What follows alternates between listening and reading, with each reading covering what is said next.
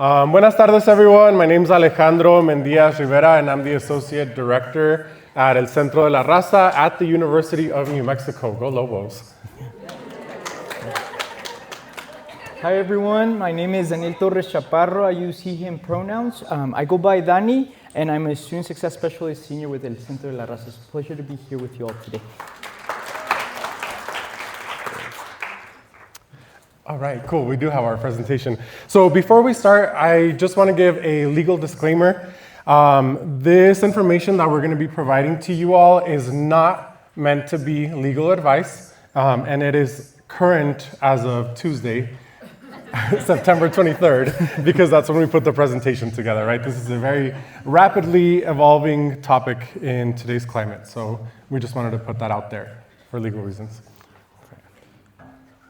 Alrighty, y'all, just so we can get started, we're going to be going over a few some terms, some terminology. And so first off, we have undocumented. And so the word undocumented refers to any individual that does not have a permanent residency or citizenship. They don't count with a social security. And so that could be anybody. And truly, it does encompass a wide range of the students that we see. And so going on to the next one, Deferred Action for Childhood Arrivals, also colloquially known as DACA, was a executive order that was implemented by President Obama in, I believe, 2012, that granted students, young folks that were brought from another country to the U.S. Work authorization. And so it has deportation protections as well as the ability to work. However, this work permit is only available for 2 years. So every 2 years, individuals that are beneficiaries of this program have to continue reapplying in order to be able to continue working. And so just a quick disclaimer in terms of the current state of DACA. DACA right now is in a position where the state of Texas doesn't necessarily take any new applications. And it's in this weird limbo where we don't necessarily know what is going to be happening. As of right now, what I understand and what Alejandro also understands is the fact that they are receiving new applications based on court proceedings. However, we don't necessarily know if they are processing applications at this time. So just something to know, a lot of students right now that may be undocumented within the K through 12 system are not eligible to apply for that particular reason. Alrighty, so going on to the next term, mixed status families. This refers to a family that is composed of members with different types of immigration statuses. So a perfect example of this could be parents are undocumented, sibling has DACA, and there's another sibling that has citizenship. And so it is a family that's composed of different types of immigration statuses.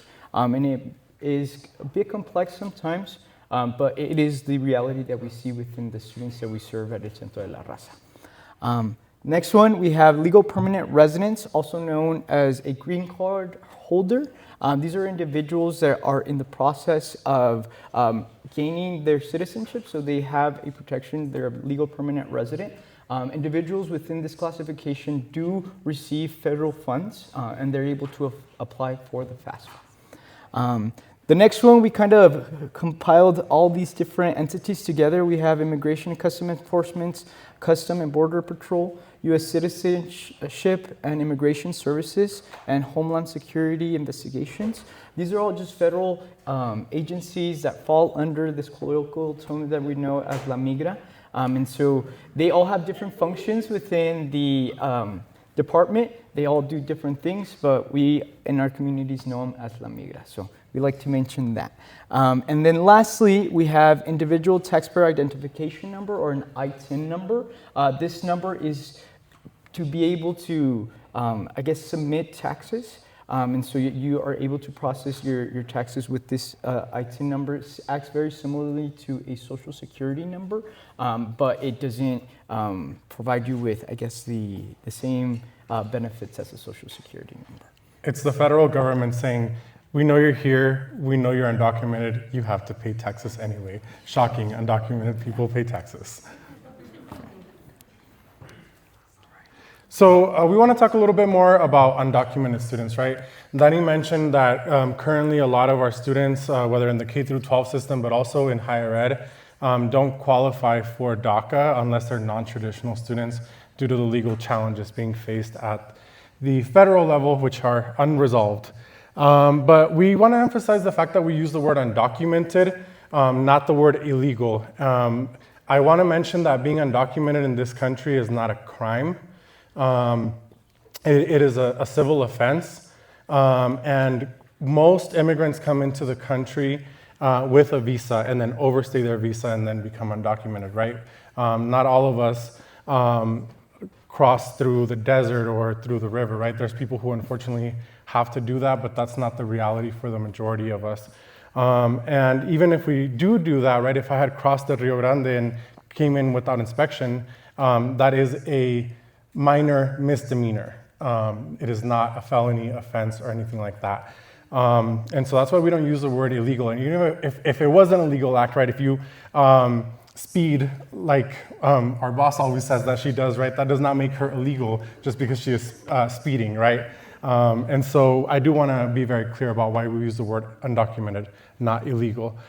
I also want to say that, undocumented students are trying to get their education. A lot of us were brought here because our families wanted us to have a better opportunity at life. And so about 120,000 students get their high school diploma or equivalency every year. And according to the President's Alliance on Education, Higher Education, there's about 400,000 students enrolled in US colleges and universities. That's a lot. And so, who are undocumented folks? We're just regular folks trying to get an education, trying to get ahead in life. And a lot of us didn't have a choice to be undocumented, right? I was brought here when I was 8 years old, came in with the visitor's visa, overstayed that visa, and then I became undocumented at the age of 10.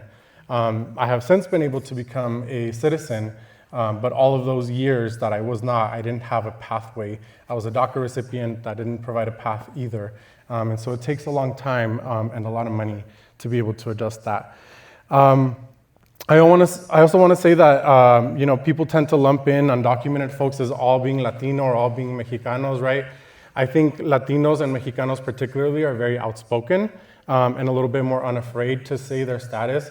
In other cultures, right, Asian cultures, some Eastern European cultures, it's a little bit more hush-hush. Like I've worked with some Middle Eastern students who are extremely afraid to disclose their documentation status. And so I think, there's a little bit more of us Latinos that are undocumented, and we're a little bit more outspoken about it, but we are not, a single community in terms of our nationalities. In terms of like being on campus, whether it's K through 12 or at the university level, undocumented folks are involved at all levels, right? In student government and student organizations, doing amazing things. And so we are a part of that campus community. And then I also want to say that undocumented students are federally guaranteed a K through 12 education. And so whether or not you agree with somebody being undocumented in this country, it is your job by law to serve them. Alrighty, y'all. Now we're transitioning a little bit over to Senate Bill 582. Many of you may know this particular law, but it was established in 2005. And what it guarantees any individual that graduates within a high school here in the state of New Mexico and has resided within New Mexico for at least a year in the educational system is guaranteed federal aid, state aid, regardless of their immigration status. And so, the criteria, as you can see here, this is literally the law as it's written. It's really short and it's easy to interpret. And so different institutions interpret this a little bit differently. And we're going to be going a little bit over how UNM actually interprets this particular law. So UNM created a state aid application based off of Senate Bill 582. And when I say UNM, like the president didn't just wake up one day and was like, oh, this should happen, right? It was through years of advocacy and through amazing partners in our financial aid office, including Victoria Padilla, who's sitting right here. But this was made to make the process a little bit simpler. And so if you work for a higher ed institution, or if your students go to a higher ed institution that doesn't have a state aid form, separate than like doing a paper FAFSA, I encourage you to advocate for that. And so at UNM, what are the differences, right? Like FAFSA is the same across, right? And we should all know this, right? FAFSA is available for US citizens, LPRs, and certain eligible non-citizens. If you have a student that you think may be an eligible non-citizen, please read all the fine print. It's really difficult to qualify. If you have doubts, please reach out to a college's financial aid office and they can help you figure out if that student has the correct documentation or not. And so of course, you know what benefits come from it, but at UNM, we offer state aid to Senate Bill 582 eligible students who also meet some of those same income guidelines. And so basically what our financial aid office did is they replicated that formula and they said, all right, cool, let's be equitable here. Of course, there's not as much state aid available as say like a Pell Grant, for example. Also students who don't have work permits, they can't qualify for state work study, unfortunately.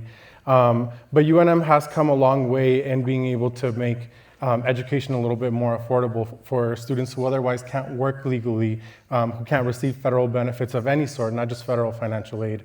And so that's a little bit about what we do at UNM. Perfect. So that transitions us over to what we can do to be better allies for our undocumented students and families that fall into this category. So they contribute to a sense of community, care, and safety. Refrain from using or spreading misinformation.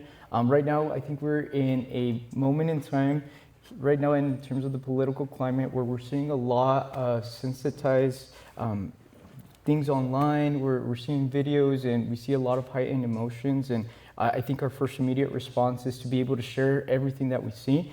Sometimes it may be doing a little bit more harm than good because we don't necessarily know how we can actually verify that this information is correct. And so that's what we mean by that particular point, is just seeing if we can make sure that the information is accurate and try to stop the spread of misinformation. Educate yourself of resources available to undocumented students and share them with students, families, colleagues.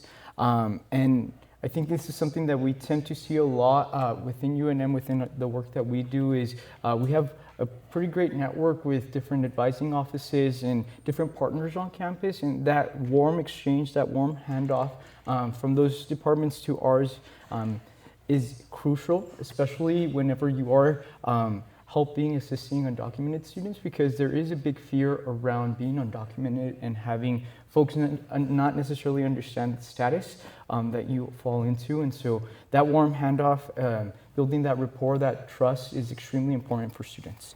And then lastly here, if any undocumented students comes out to you, respectfully acknowledge their experience, even if you don't necessarily agree with it. I think it's important to be able to highlight and acknowledge somebody's lived experience, just because, like I mentioned earlier, it is a really touchy subject, something that our communities live in fear of, and so it's important to be able to acknowledge the fact that they did this courageous thing and being vulnerable with you, but also I think it's important to not necessarily emphasize it too much or make comments around like, thank you so much, that might be so hard.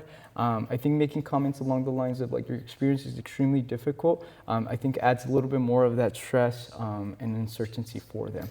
It is an experience that we all do experience, but at the same time, it's like it's not a good thing to have that constant reminder that it is hard to be undocumented. So we already know. Yeah.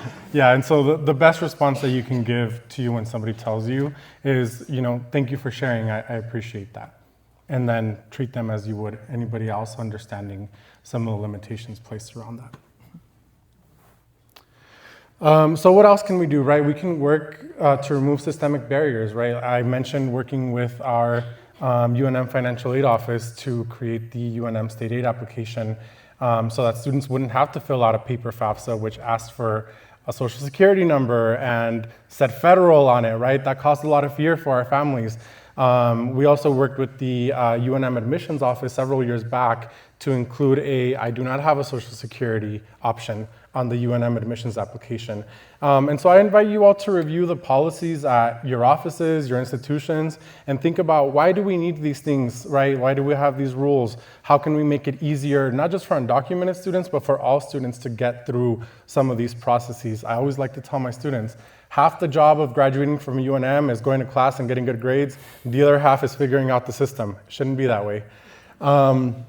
And so if you're in a position where you control funding or where you can advocate for where your institution's funds are going, I invite you to advocate to be creative with your state and institutional funds so that they can go to serving all students regardless of their documentation status. Also understanding limitations for undocumented students, right? The Real ID Act kicked in, and undocumented folks who don't have like DACA or anything else, right? They can't fly at the moment. And so, what does that do for students who want to participate in sports teams, right? Arizona and Texas have passed extremely hostile anti-immigrant laws, as Danny was mentioning earlier, right? What does that do for if you want to take your students to a conference in one of these states? And so you have to kind of think about those things. And last but not least, making yourself visible as an ally goes a long way, right? I was told at UNM so many times that I didn't belong there because I was undocumented. And so I started to look for little clues, right? If you have a sticker of a monarch butterfly or of a poster that says no human being is illegal, that's immediately going to ease your students' anxiety about having to tell you or disclose their documentation status. We added this slide in here because a lot of people ask us, like, what do we do if federal agents or law enforcement comes to our office and we have somebody, a student that's undocumented or a coworker who's afraid because they're undocumented, right, or have DACA. And so please review this slide, but just know that according to the National Immigrant Law Center, right, you can treat law enforcement like a vampire. They can't come in unless you invite them, unless they have a signed valid judicial warrant, which is actually the next slide. Yeah, so here I don't necessarily think y'all can see exactly the details, but the main difference is the judicial warrant is actually administered by a judge, and you can see the actual signature towards the bottom. The other warrant that you see there is actually by ICE, and so it is administered by their office, and so the main difference is the top section and then the signature. You can see this a little bit more in detail. We are going to be sharing these slides as well, and so once they're posted, you can kind of see it a little bit more clearly. There we go, sorry. And again, just for your information, we do have some of the main resources that we access. This does include a UNM specific one, but there are also local resources, national resources, state resources, and then our very own undocumented resources tab for El Centro. By the way, if folks don't know what El Centro is, we are a student resource center at the University of New Mexico. We were established in 1969 for students, by students, and we do a little bit of everything from helping students with admissions, with their FAFSAs, which is why we come to the training, with scholarships, and then once they're at UNM, we provide co-curricular programs as well as cultural and educational workshops, and everybody is welcome at El Centro. You don't have to speak Spanish, you don't have to be Hispanic. We serve a lot of in-state students, a lot of international students as well. So that's a little bit about us. We do have a couple of minutes for questions, but we did want to address a couple that we get very often. Right now, a lot of our mixed status families have fears, right? So you could have a student whose parents are undocumented, but that student is a citizen. And so we get the question, should we apply to FAFSA? That's not a decision for us to make.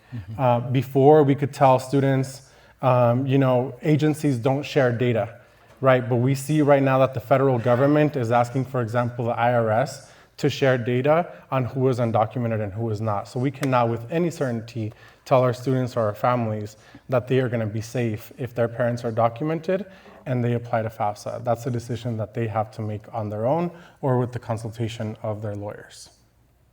Next one, just wanted to make this point evident, is the fact that DACA recipients as well as undocumented students do not qualify for federal aid. And so DACA is, like I mentioned earlier, a work authorization program. It doesn't provide any sense of a pathway to citizenship. And so by default, their recipients of this do not qualify for federal aid. But it's different based on the state, so they do qualify for state aid, but it varies depending on the state that the student lives in. Next, I mentioned that UNM has a state aid application. Again, I want to mention not all institutions across New Mexico do, so please don't go to NMSU and be like, well, Centro told me you had this for undocumented students. So if your students want to go somewhere other than UNM, please check in with them. I do want to give a shout out to SFCC. I know I saw somebody from SFCC here because we modeled ours after theirs. So go SFCC. Yeah. Another one